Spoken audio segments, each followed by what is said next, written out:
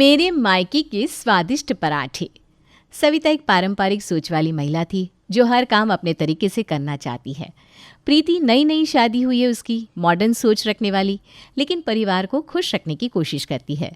राजेश सविता का बेटा और प्रीति का पति, जो माँ और पत्नी के बीच संतुलन बनाए रखने की कोशिश करता है। प्रीति सुबह सुबह रसोई में पराठे बना रही है। सविता जी अंदर आती हैं। अरे प्रीति, ये क्या कर रही हो? पराठे ऐसे नहीं बनाते। तुम्हारे मायके में कुछ सिखाया है कि नहीं तुम्हें? मम्मी जी, मैं अपने मायके की खास मसालेदार पराठे बना रही हूँ, सबको बहुत पसंद आते हैं। हमारे घर में तो भाई सादी चीज़ें ही पसंद की जाती है। ये मसाला वसाला तुम्हारे मायके में चलता होगा, यहाँ नहीं। मम्मी जी एक बार चख के तो देखिए, आपको भी पसंद आएंगे। अच्छा, तुम्हारे मायके के पराठे हमारे पराठों से बेहतर हो गए? ऐसा नहीं है मम्मी जी, बस सोचा कुछ नया ट्राई करूं। प्रीति पराठे सर्व करती है। राजेश और सविता बैठते हैं। वो प्रीति, पराठे तो बड़े अच्छे लग रहे हैं। हाँ, लग तो ठीक ही रहा है, देखते हैं स्वाद कैसा है। सविता पराठा चखती है। उसके चेहरे के हाव भाव बदल जाते हैं। थोड़ा कम मसाला होता ना तो और अच्छा रहता। मम्मी जी अगली बार आपके स्वाद के हिसाब से बनाऊंगी। ठीक है, लेकिन एक बात सुन ले, हमारे घर में जो भी हो मेरी मंजूरी से ही होना चाहिए। जी मम्मी जी। सुबह का समय, प्रीति पराठे बना रही है। सविता जी अंदर आती हैं। प्रीति, ये तुमने फिर से मसाले वाले पराठे बनाना शुरू कर दिया? मैंने साफ कहा था हमारे घर में ऐसे पराठे नहीं चलते। मम्मी जी, राजेश को ये पराठे पसंद है इसलिए बना रही हूँ। और मुझे मेरी पसंद का क्या? मैं क्या सिर्फ रसोई में खड़े होकर तमाशा देखने के लिए आई हूँ? मम्मी जी, मैं आपके लिए सादे पराठे बना दूंगी। तुम्हारे मायके में ना शायद ऐसे चलता होगा, लेकिन ये मेरा घर है। अरे मम्मी, सुबह सुबह क्या हो रहा है? देखो ना, तुम्हारी बीवी फिर से अपने मायके वाले मसालेदार पराठे बना रही है। मम्मी, पराठे तो बहुत अच्छे लग रहे हैं, आप क्यों परेशान हो रही हैं? तुम्हें तो हमेशा अपनी बीवी की ही तरफदारी करनी है। मेरी बात किसी को समझ में ही नहीं आती। तभी उनकी पड़ोसन नीलम दही लेने आती है। सविता उसे चाय के लिए बिठा लेती है। तभी प्रीति गर्मा गर्म पराठे ले आती है। सविता के चेहरे पर नाराजगी साफ झलक रही थी। सविता, सुना है प्रीति के मायके के पराठों की बड़ी तारीफ होती है, मुझे भी चखने दो भाई। हाँ हाँ, खाकर देखो, बस मसाले के नाम पर जलन होगी। पर नीलम तो पराठा खाकर तारीफ करती है। वाकई प्रीति, तुम्हारे पराठे तो लाजवाब है। सविता, तुम्हें तो गर्व होना चाहिए। हाँ हाँ ठीक है, पर हमारे घर का तरीका अलग है। राजेश माहौल हल्का करने की कोशिश करता है। मम्मी, अब इसे भी हमारे घर का तरीका बना लो ना। पराठे मायके के हो या ससुराल के, ये घर मेरे नियमों से ही चलेगा। मम्मी जी, मैं तो बस सबको खुश करने की कोशिश कर रही थी। प्रीति अपने कमरे में दुखी बैठी थी। तब राजेश उसके पास आता है। प्रीति, इतने परेशान क्यों? राजेश, मैं कितना भी कुछ अच्छा कर लूँ, मम्मी जी को खुशी नहीं कर पाती। मम्मी को समय लगेगा, लेकिन तुम हार मत मानो, कोशिश तो करती हूँ मैं। प्रीति मन ही मन ठान लेती है कि एक दिन वो सविता का दिल जीत लेगी। नेहा छुट्टी पर अपने मायके आई हुई है। सुबह सुबह रसोई में प्रीति पराठे बना रही है। नेहा अंदर आती है। वाह भाभी, आज फिर से वही मायके वाले पराठे? हाँ नेहा, ये सबको पसंद आते हैं ना, तुम भी खाकर देखो। भाभी, मायके का खाना मायके में ही अच्छा लगता है, ससुराल में आकर वहाँ के ही तौर तरीके अपनाने चाहिए। अरे मैंने तो बस सोचा कि सबको कुछ अच्छा खिलाऊं, अलग खिलाऊं। अलग? मम्मी कितनी बार कह चुकी है कि उन्हें मसालेदार पराठे पसंद नहीं, फिर क्यों बनाती हो?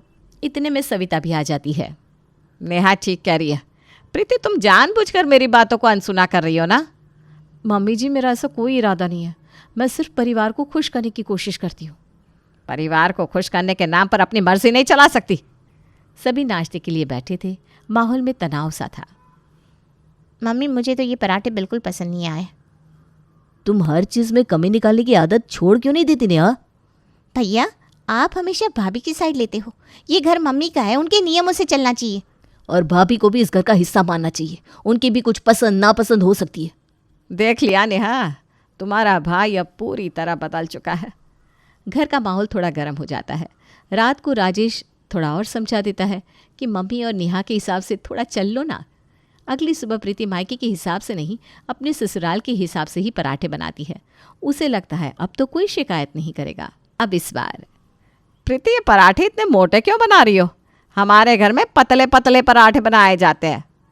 मम्मी जी, आज तो कम मसाले और मक्खन वाले हैं, मुझे लगा आपको आज अच्छे लगेंगे। इस बार ठीक है, स्वाद अच्छा है, लेकिन मक्खन थोड़ा कम हो सकता था। मम्मी जी मक्खन नहीं होगा तो पराठा अधूरा लगेगा ना। समझना चाहिए कि सेहत का भी ध्यान रखना ज़रूरी है। मम्मी बस अब बहुत हो गया, बस भी करो। सविता उसे घूरने लगती है। इतनी ही देर में नेहा चालू हो जाती है। ये पराठे या लड्डू पतले बनाओ भाई। मम्मी जब से मैं आई हूँ ना, एक दिन भी अच्छा खाना नहीं मिला।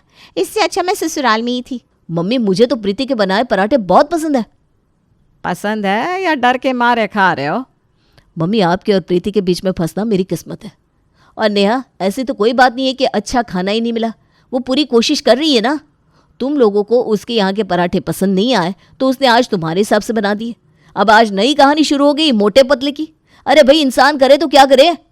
माँ आप सही कह रहे थे, शादी के बाद भाई बहुत बदल गया है। नेहा खाना छोड़कर चली जाती है। राजेश उसके पीछे पीछे जाता है। अरे वो कोशिश तो कर रही है ना। ठीक है भैया, मैं भी कोशिश करती हूँ एडजस्ट करने की। प्रीति सबकी बातें सुनकर चुपचाप वहाँ से उठकर चली जाती है। वो अपने कमरे में अकेली बैठी थी, तभी नेहा अंदर आती है। वो देखती है कि प्रीति रो रही है। अब इसमें रोने जैसी तो कोई बात नहीं है। नहीं अच्छा लगा खाना तो बोल दिया। नेहा मैं सबकी खुशियों के लिए कुछ भी करने को तैयार हूँ, लेकिन मुझे लगता है कि मैं हर बार गलत साबित होती हूँ। देखो मम्मी को समझने में समय लगेगा, कोशिश करती रहो। अगली बार से मैं तुम्हारे पराठों की तारीफ करूँगी, समझी? नेहा अपनी माँ से बात करती है। मम्मी भाभी ना बुरी नहीं है, वो सिर्फ सबको खुश रखना चाहती है। अच्छा, हो सकता है नेहा कि मैं ही उसे समझने में गलती कर रही हूँ। हाँ मम्मी, आप थोड़ा ना अपने विचार बदल लीजिए। सविता मुस्कुराती है और सोचती है प्रीति को एक और मौका देना चाहिए। उधर प्रीति भी यही सोच रही थी कि वो और कोशिश करेगी।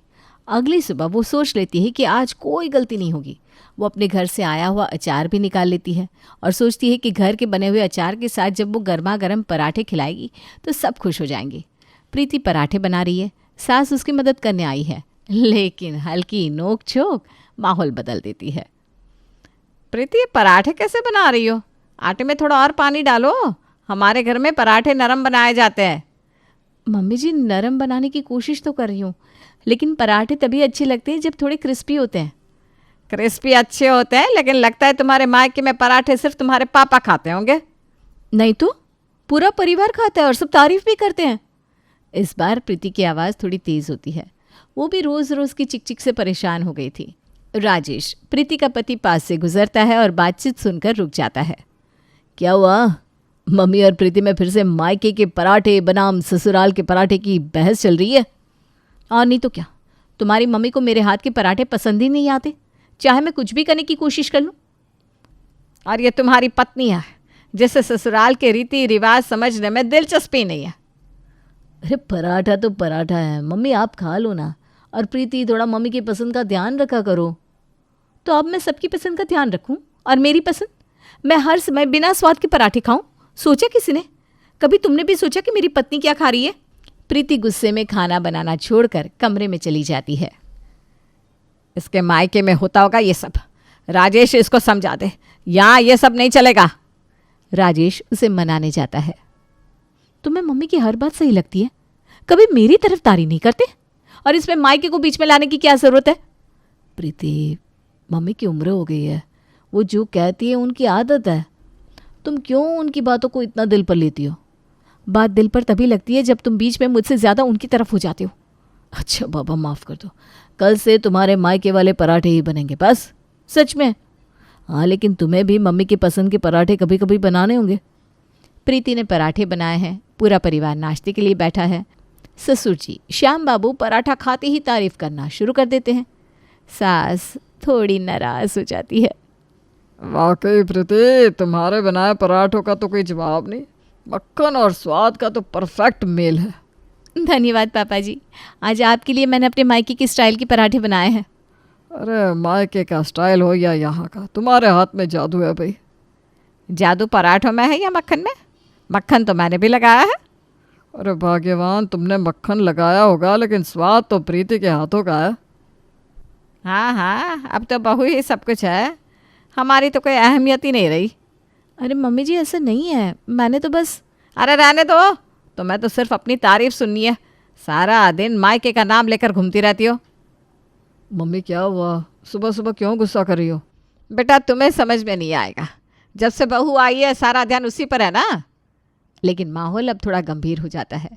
शाम का समय, सास और बहू का आमना सामना होता है।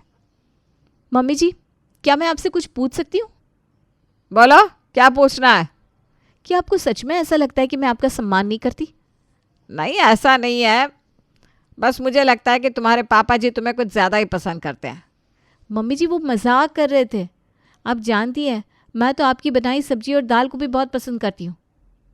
अच्छा, आपके बिना मेरी रसोई अधूरी है मम्मी जी। अब सविता को थोड़ा सुकून होता है। उसे लगता है कि बहू उससे दबती है, पर यह उसकी गलतफहमी थी। प्रीति अपने रूम में जाकर बड़बड़ करने लगती है। ये बुढ़िया थोड़ी देर अब चुप रहेगी। पराठे ना हो गए, कोई मुसीबत लग गई है जान से। मैं तो जा रही हूँ थोड़े दिन मायके। वो राजेश से पूछकर कुछ दिन के लिए मायके चली जाती है। प्रीति मायके आई हुई है। किचन में उसकी माँ और बहन बैठी हैं। प्रीति पराठे बनाने में लगी हुई है। प्रीति, तुम्हारे हाथ के पराठों का तो पूरा मोहल्ला दीवाना है। हाँ दीदी, राजेश जीजू भी तुम्हारे पराठों के दीवाने होंगे ना?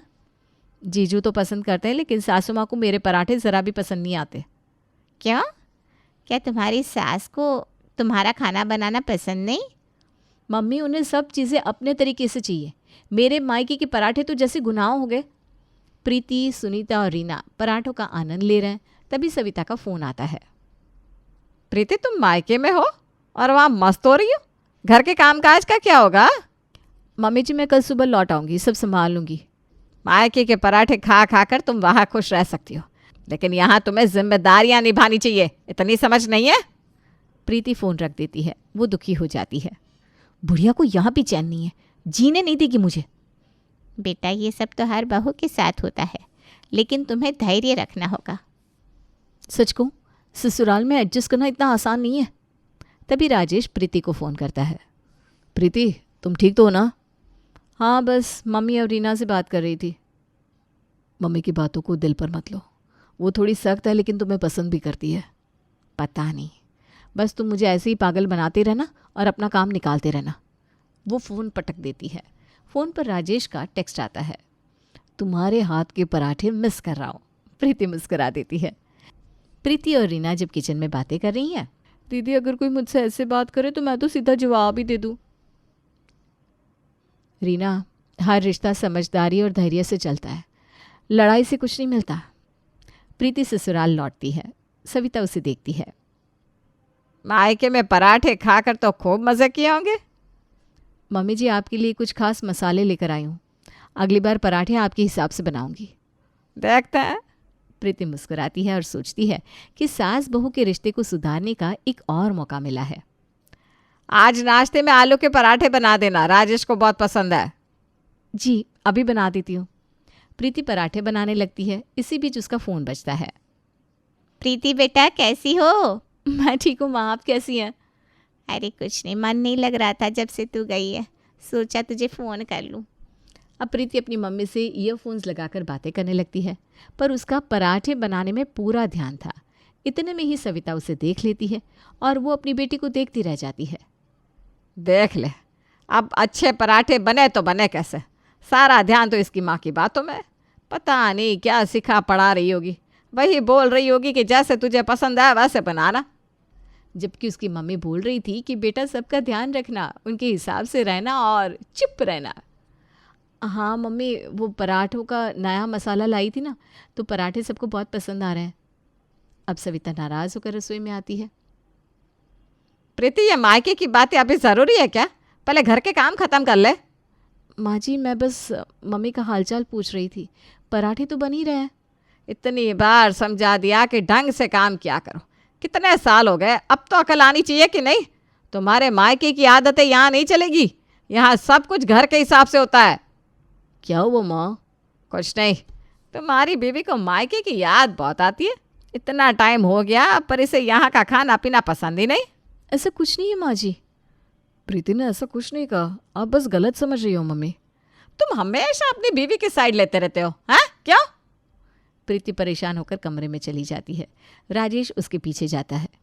माँ जी को क्यों लगता है कि मैं मायके की बातों को यहाँ लेकर आती हूँ? प्रीति, मम्मी की उम्र हो गई है, वो थोड़ा ज़्यादा सोच लेती है। तुम उनसे बात मत किया करो जब वो गुस्से में हो। अरे पर मैं गलत क्या कर रही हूँ? मम्मी ने इतने प्यार से नए मसाले दिए कि सबको अच्छे से खिलाऊं, और आपकी मम्मी को लगता है कि मेरी माँ मुझे भड़काती है। सब धीरे धीरे ठीक हो जाएगा, इतना दिल पर मत लो। अब प्रीति घर से आए मसाले का इस्तेमाल करके पराठे बनाने लगती है, पर ध्यान रखती है कि ज़्यादा ना हो जाए और सबको अच्छा भी लगे। पर मसाले डालने के बाद पराठे कड़क होने लगते हैं। प्रीति, ये क्या बना रही हो? इतने कड़क पराठे!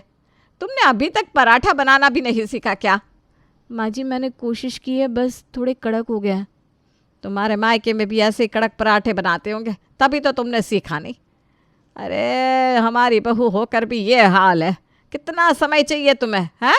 तुम्हारे पराठों की कहानी ख़त्म ही नहीं हो रही। माँ जी, मेरे मायके के पराठे सबसे अच्छे हैं, आप खुद खाकर देख लीजिए। मुझे तो लगता है यहाँ का तवा ही खराब है। वाह, ये नया पैतरा अपना लिया तुमने। अब तवा खराब हो गया जो मैं इतने सालों से इस्तेमाल कर रही हूँ। ये तो कड़ी के पत्थर जैसा लग रहे हैं। अगर इतने ही अच्छे पराठे चाहिए तो आप खुद बना लीजिए, मैं रोज़ सुन सुनकर परेशान हो गई हूँ। अरे अरे अरे, क्या हो रहा है माँ? क्यों हर बात पर प्रीति को डांटती हो? अरे चुप रह, तुझे तो सिर्फ खाने से मतलब है। बहू का काम है घर को संभालना। हाँ राजेश, आप ही समझाइए इन्हें, रोज़ ताने सुनना कितना मुश्किल होता है। अब बेटे की सुनो और बहू की सुनो, मैं तो कुछ कहती नहीं भाई। राजेश, मैं सच में कोशिश करती हूँ, लेकिन माँ जी को कुछ अच्छा ही नहीं लगता। प्रीति, तुम चिंता मत करो, मैं माँ से बात करूँगा। तुम्हें रोज़ ये सब सुनने की कोई ज़रूरत नहीं है। चलिए, अब आप ये कड़क पराठे खाइए और बताइए अच्छे बने हैं कि नहीं। अच्छे बने हैं भाई, मैं तो रोज़ खाऊंगा। और सही बताऊं तो मुझे तो करारे ही पसंद है। राजेश अपनी माँ से बात करता है। माँ, वो सच में कोशिश कर रही है, आपको पता नहीं है शायद। उसने मेरे पास एक दूसरा आटा भी मंगवाया था। कह रही थी पता नहीं क्या चक्कर है, मेरे पराठे माँ जी को अच्छे नहीं लगते, मैं दूसरे आटे से बनाने की कोशिश करती हूँ। अच्छा, पता नहीं इसके मायके में ऐसे ही बनते होंगे, हमें तो अच्छे नहीं लगते भाई इसके पराठे। माँ, आप एक चीज़ सोचो ना, वो 25 साल अपने घर रही है, कम से कम 10 साल तो पराठे उसने बनाए होंगे। अब हम एकदम से ये उम्मीद करें कि हमारे जैसे बन जाए, तो ये तो नहीं हो पाएगा ना। बात तो सही कह रहे हो बेटा, मैंने इस तरीके से कभी सोचा ही नहीं। चलो कल से मैं ऐसा करूँगी कि पराठे मैं बना दिया करूँगी, बाकी खाना तो अच्छा ही बना लेती है। इस तरह दोनों का काम बन जाता है और घर का माहौल शांत हो जाता है।